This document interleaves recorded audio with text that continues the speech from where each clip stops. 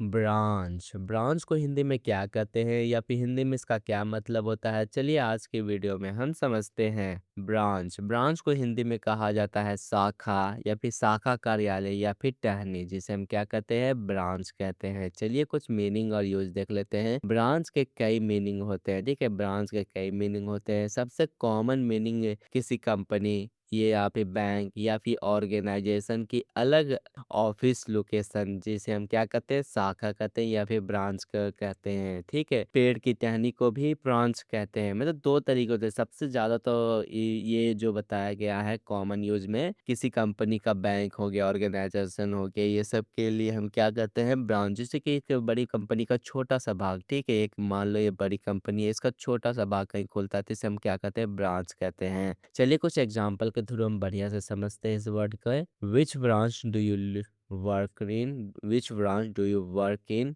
आप किस शाखा में काम करते हैं। The company open a new branch in Delhi, the company open new branch in Delhi, company ने दिल्ली में एक नई शाखा खोली, कंपनी ने दिल्ली में क्या खोली, एक नई शाखा खोली। Please visit the nearest branch, please visit the nearest branch, कृपया नजदीकी शाखा में जाएं, कृपया नजदीकी शाखा में जाएं। The branch broke during the storm, the branch broke during the storm, तूफान के दौरान टहनी टूट गई, तूफान के दौरान क्या टूट गई, टहनी टूट गई। This bank branch is open on Saturday, this bank branch is open on Saturday, यह बैंक के शाखा शनिवार को खुली रहती है। तो इस तरह से आज के वीडियो में हमने समझा ब्रांच का क्या मतलब होता है और इसका यूज हम अपने डेली लाइफ में कैसे कर सकते हैं। तो चलिए मिलते हैं इसी तरह के नेक्स्ट इंग्लिश वर्ड में।